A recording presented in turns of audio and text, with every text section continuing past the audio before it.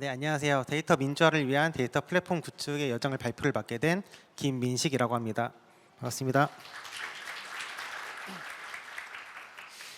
네, 발표 차례입니다. 네, 저는 하이퍼커넥트 소개 및 데이터 인프라 역사 그리고 셀프 서비스를 위해 정의한 정책들에 대해서 설명드릴 예정입니다. 그리고 한상효님께서 데이터 민주화를 위해 기여한 다양한 자동화 및 시스템에 대해서도 소개시켜 드릴 예정입니다.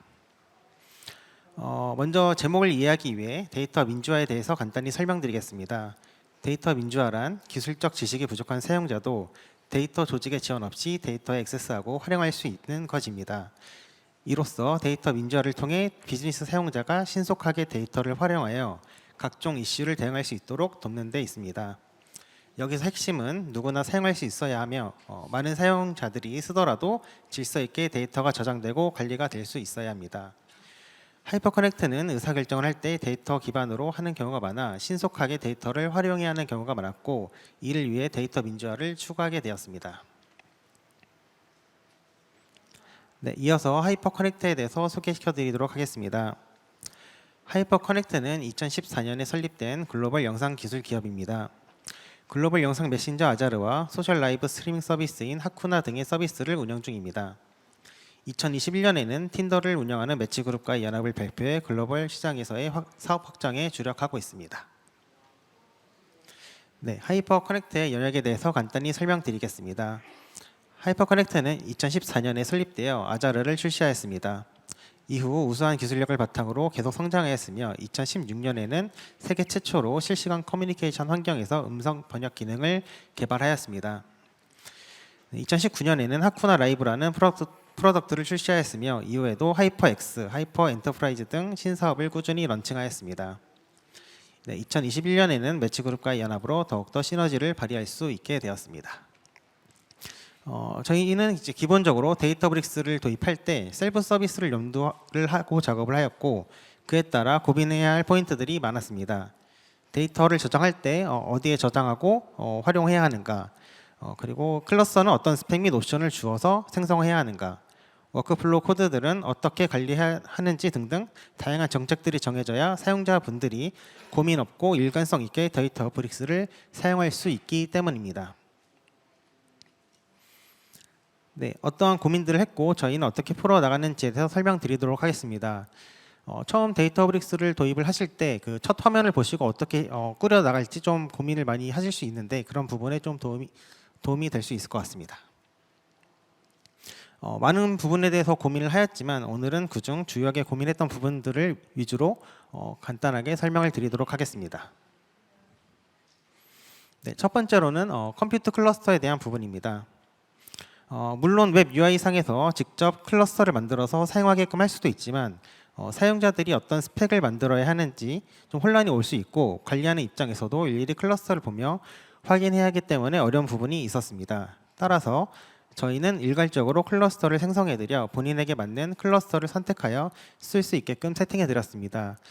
이는 클러스터를 생성하여도 사용하지 않을 때는 과금이 되지 않기 때문에 일종의 껍데기를 만들어 드리는 방식으로 구현을 해드린 것입니다. 네, 각 클러스터에는 크리덴셜 경로, 메모리 설정 등 기본적인 스파크 컴포트를 입력을 해두었으며, 팀별로 인스턴스 타입, 포톤 사용 여부 등을 구분하여 클러스터를 생성해 드렸습니다. 이로써 사용자들은 여러 복잡한 설정들을 신경 쓰지 않고 클러스터 이름으로 필요한 주요 설정들을 파악해 클러스터를 선택하여 사용할 수 있었습니다. 최대한 보편적으로 많이 쓰이는 클러스터를 만들어 두었지만 몇몇 케이스에서는 사용할 수 없는 케이스들이 있었습니다. 특히 데이터브릭스 보안 정책상 클러스터의 액세스 모드를 쉐어드 클러스터로 하게 되면 안 되는 동작들이 있는데, 사전에 공용으로 미리 생성해둔 클러스터는 쉐어드 클러스터였기 때문에 싱글 유저 모드로 사용하고자 하려면 사용이 안 됐습니다. 또한 GPU 인스턴스를 사용하거나 특별히 높은 인스턴스 타입을 쓰기 위해서는 이전의 클러스터를 사용하기 어려웠습니다. 네, 이렇게 니즈가 다양하기 때문에 이에 해당하는 모든 클러스터들은 미리 만들어둘 수는 없었고요. 그렇기 때문에 사용자들이 필요할 때마다 원하는 클러스터를 생성하실 수 있도록 테라폼 파일을 만들어 두었습니다. 그래서 사용자들이 파일을 수정한 후 이제 PR을 올리게 되면은 리뷰를 통해 머지가 되면은 클러스터가 생성되는 방식을 구현을 하였습니다. 두 번째로는 Git 구조입니다. 사용자들이 노트북 워크플로우를 개발할 때 코드를 형상 관리해야 하는데 이에 따른 Git 구조를 고민해 보았습니다. 저희가 사용하는 Git은 총 두 가지인데요. 데이터 파이프라인 자동화를 위한 Git과 CI/CD 자동화를 위한 Git 두 개로 구성이 되어 있습니다. 각각 자세한 역할은 뒤에 한상윤님께서 자세하게 설명을 해주실 예정입니다. 먼저 데이터 파이프라인 자동화에 사용되는 Git 구조에 대해서 설명드리도록 하겠습니다. 처음에는 프로덕션 환경과 대부 환경을 구성을 하였고요. 하위에는 소스, 싱크, 트랜스폼이라는 폴더를 만들었습니다. 소스는 외부에서 델타 레이크로 데이터를 가져오는 부분에 대한 코드가 모여 있는 것입니다. 예를 들어서 저희는 카프카나 빅쿼리 등이 있는데요. 빅쿼리는 빅쿼리에 있는 데이터를 델타 레이크로 가져올 때 사용되는 코드들이 같이 저장이 되어 있고요. 카프카는 카프카에 있는 토픽 내용들을 델타 레이크로 가져올 때 저장되는 코드들이 저장되어 있습니다.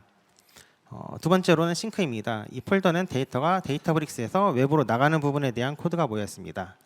네, 마지막으로 트랜스폼은 델타 레이크에 있는 데이터를 가공하여 다시 델타 레이크로 저장되는 코드들이 저장되어 있습니다.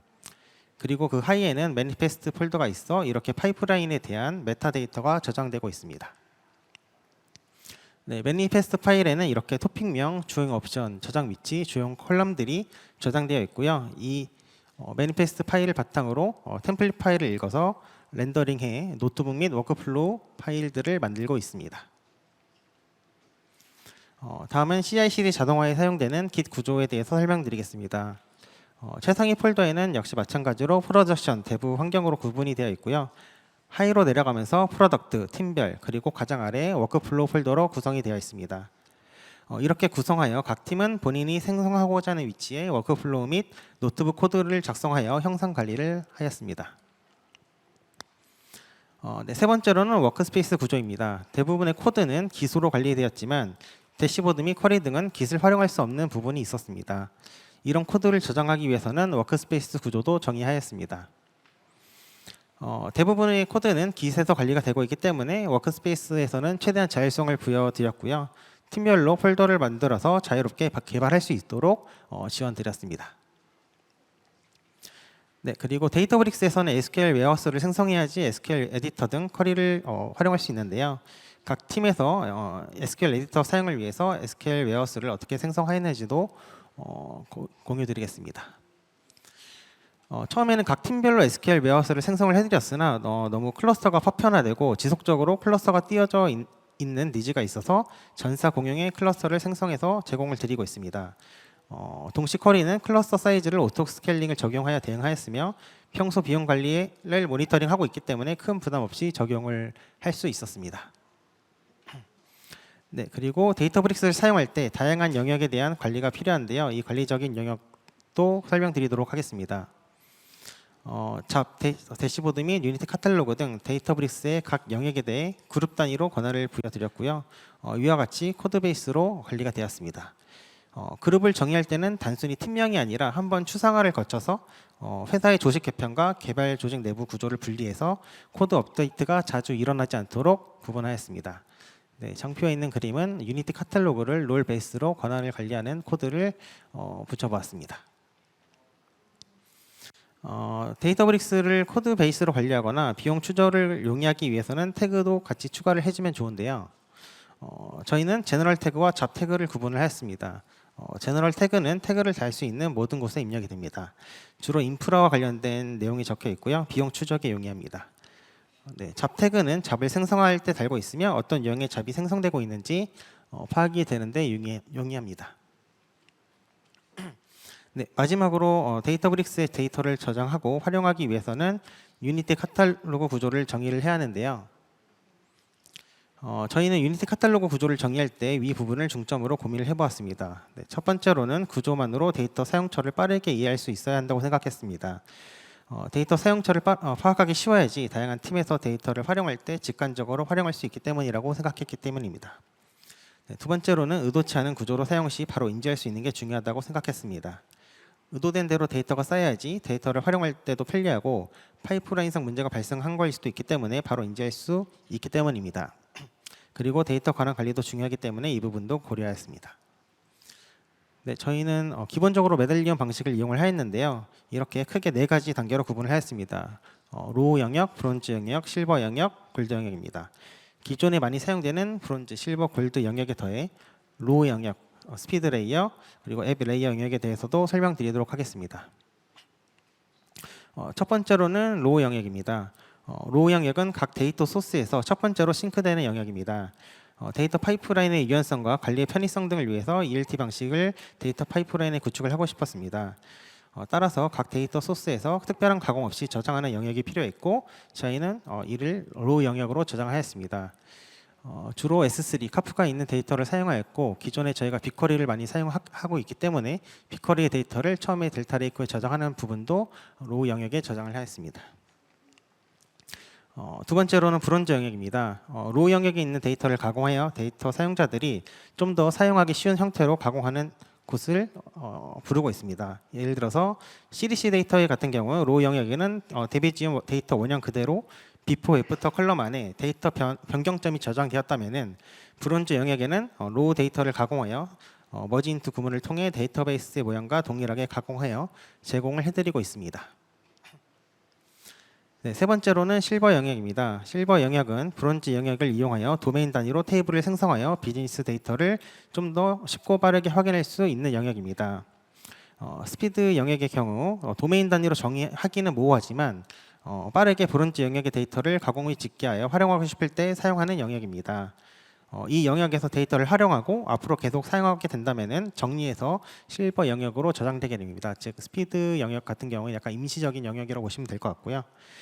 네, 그리고 앱 레이어 같은 경우에는 데이터 분석이 아닌 어플리케이션 영역에서 사용하기 위해서 가공되는 데이터들이 저장되는 영역입니다. 예를 들어서 데이터의 통계 데이터를 수행하고 이제 통계 데이터를 넣은 다음에 그 데이터를 다시 어플리케이션 DB로 넣는 경우 등 중간 집계 테이블을 저장하기 위해 사용되는 영역이라고 보시면 될 것 같습니다.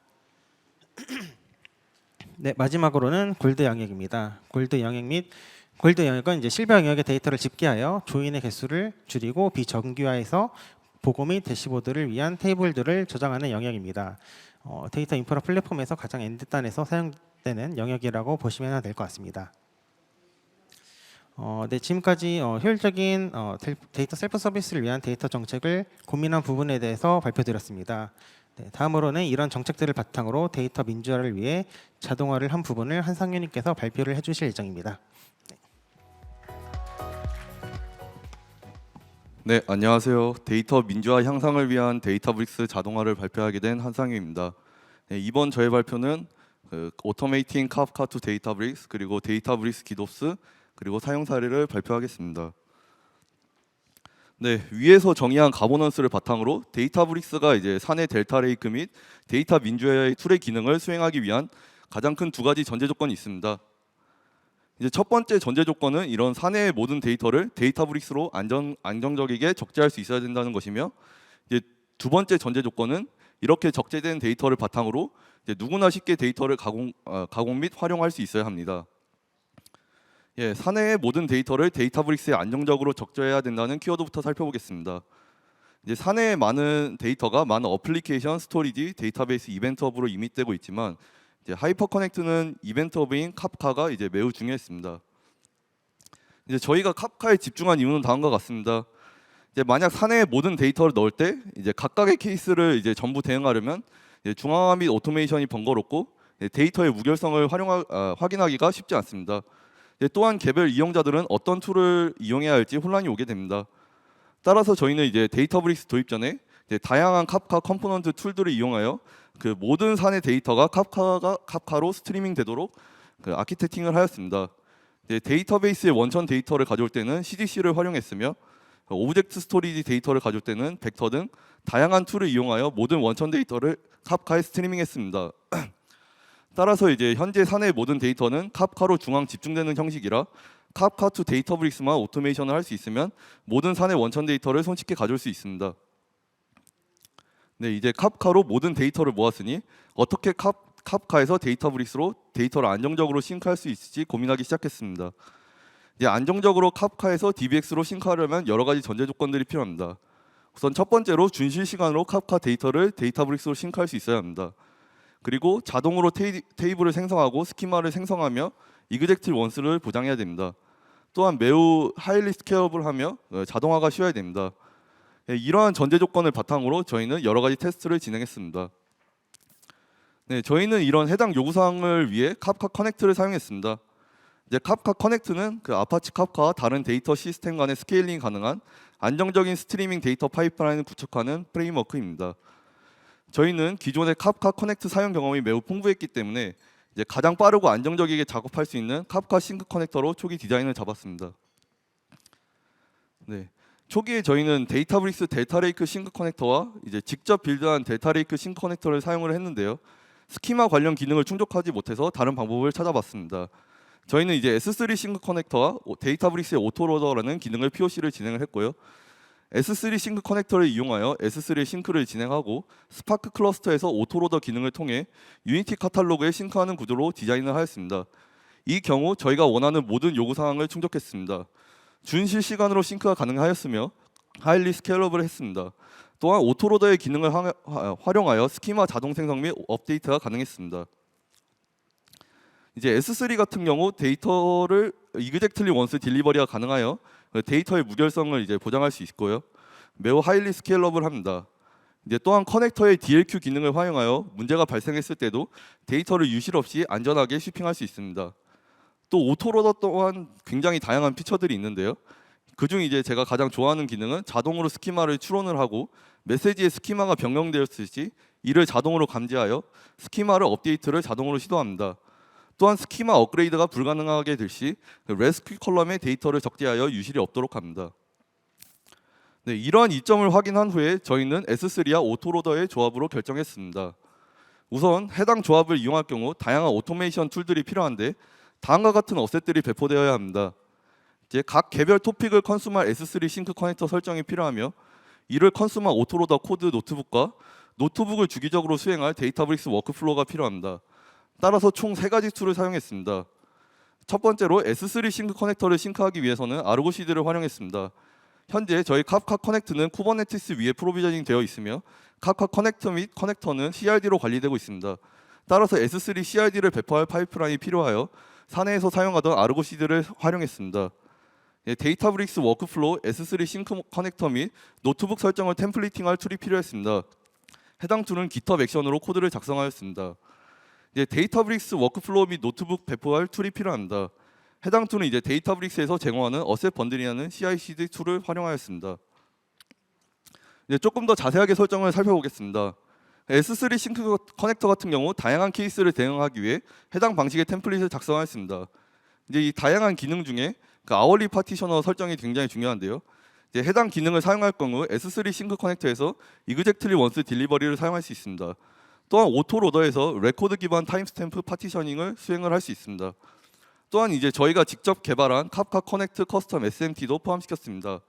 이제 키투밸류 SMT는 카프카 메시지의 키값을 밸류에 자동으로 포함시킬 수 있도록 하는 트랜스포메이션입니다. 제이슨 스트링 파일 같은 경우 메시지 포맷이 네스티드한 제이슨인 경우 오토로더의 스키마 추론 기능이 깨지는 경우가 있었습니다. 이 경우 필드의 모든 제이슨을 스트링화시켜서 하이 파이프라인에서 파싱할 수 있도록 지원해주는 툴입니다. 네, 오토로더 템플릿도 살펴보겠습니다. 우선 인퍼 스키마와 머지 스키마 기능을 통해 스키마를 자동으로 추론하고 만약 스키마 이볼루션이 불가능한 경우 레스큐 컬럼에 저장하는 기능 또한 내정되어 있습니다. 이제 마지막으로 이제 데이터브릭스에서 카프카에서 데이터브릭스 간 싱크 렉이 1분 이내야 되는 경우 파일 노티피케이션 모드를 사용할 수 있습니다. 이 경우 S3의 파일 크리에이션 이벤트를 아마존 SQS로 보내고 이를 데이터브릭스 오토로더가 활용하는 방식입니다. 네, 마지막으로 이런 파일들을 렌더할 기준이 되는 매니페스트 YAML 이그젬플을 살펴보겠습니다. 저희는 이제 헬름 스타일의 매니페스트 렌더를 차용했고요. 각 카프카 클러스터마다 매니페스트 파일이 나오게 됩니다. 이제 먼저 저장할 카탈로그, 스키마, 토픽을 지정하고 메시지 포맷을 지정한 다음에 렌더할 베리어블을 지정을 하여 각 케이스마다 대응할 수 있도록 합니다. 이제 해당 오토메이션과 템플릿을 이용한 카프카 투 데이터브릭스 워크플로우를 확인해 보겠습니다.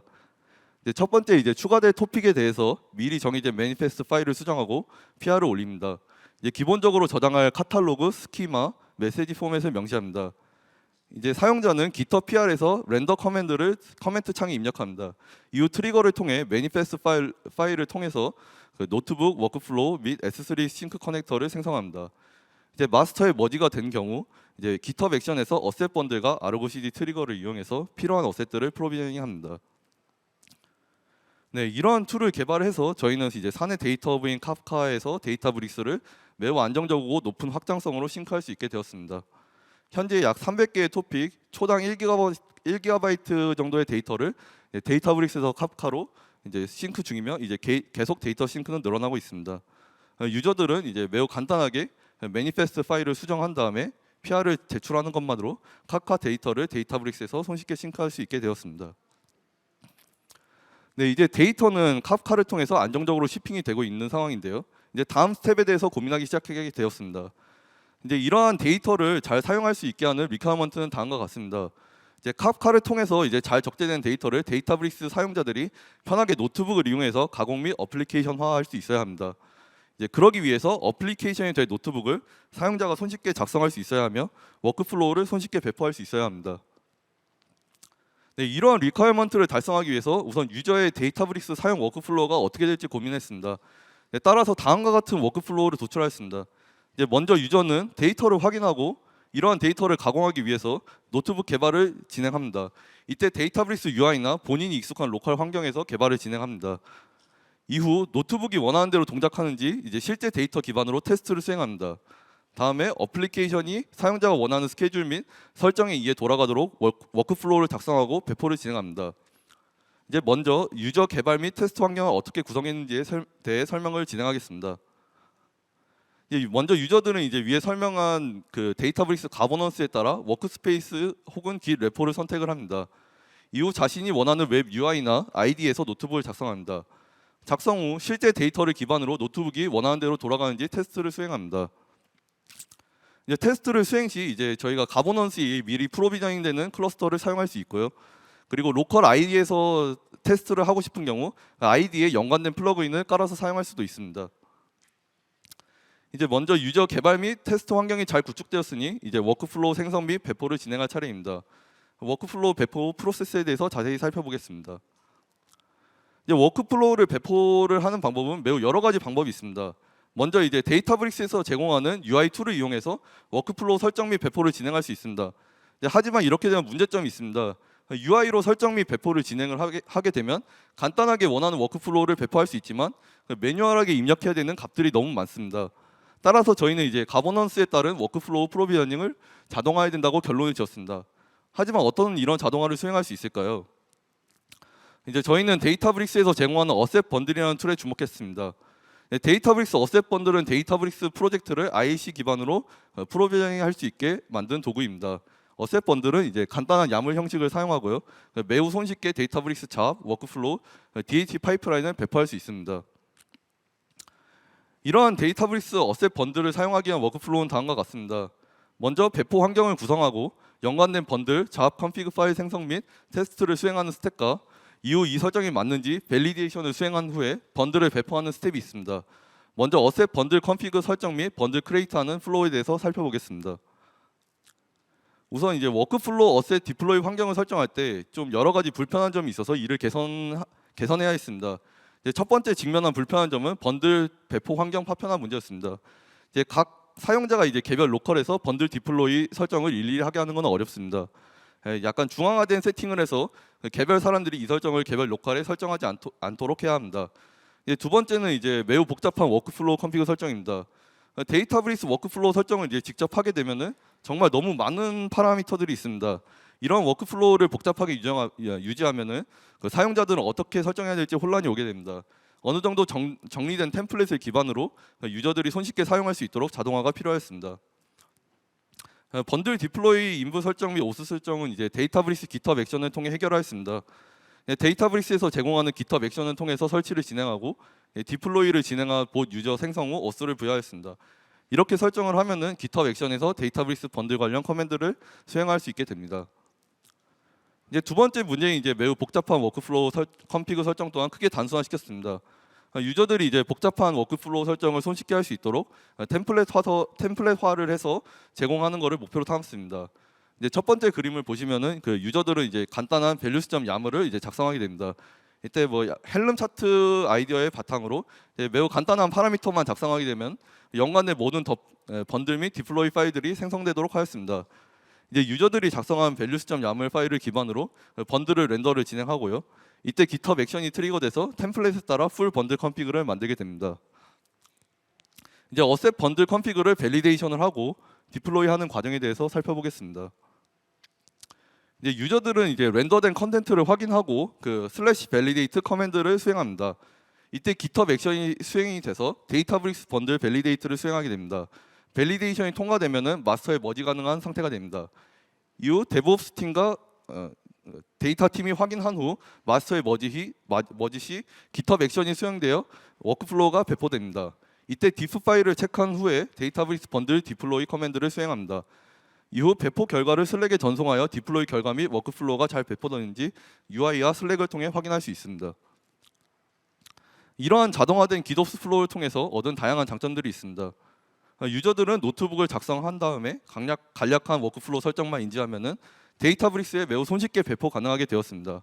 어드민 또한 이런 기본적인 밸리데이션 및 배포 프로세스가 자동화되어 있어 배포 프로세스 지원이 매우 간소화되었습니다. 네, 이러한 셀프 서비스를 구축하게 되니 사용자들이 이제 계속 정제된 데이터를 바탕으로 어플리케이션을 만들게 되고 다양한 유즈 케이스가 나오게 됐습니다. AI 팀에서는 이제 컨티뉴어스 AI 모델 트레이닝 서비스를 만들었으며 서비스 팀에서는 이제 스트리밍 데이터를 활용한 리얼타임 데이터 비주얼레이션과 어노멀리 디텍션을 만들어 가시성을 개선하였습니다. 또한 데브옵스 팀에서는 인프라 빌링 데이터를 데이터브릭스에 적재하여 더욱 정밀한 빌링 리포트를 생성할 수 있게 되었습니다. 이 외에도 지금도 매우 다양한 서비스들이 만들어지고 있습니다. 네, 마지막으로 데이터 민주화를 위한 데이터 플랫폼 구축의 여정을 진행하면서 느낀 저희들의 결론을 말씀드리겠습니다. 이제 데이터 플랫폼을 도입하기 위해서는 사전에 정책적인 고민을 굉장히 많이 해야 됩니다. 이제 처음 설계 단계에서 시간을 많이 들여야 나중에 자동화를 위한 발판과 미래의 확장성을 위한 기반이 됩니다. 또한 이러한 거버넌스를 바탕으로 자동화 설계를 진행하고 이때 반드시 사용자 입장에서 설계를 해야 됩니다.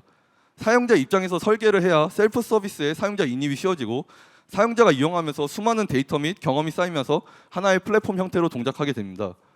이러한 선순환을 통해서 데이터 플랫폼이 굴러가게 되면은 저희도 모르는 사이에 굉장히 어드밴스한 데이터 어플리케이션이 마구 쏟아지게 됩니다.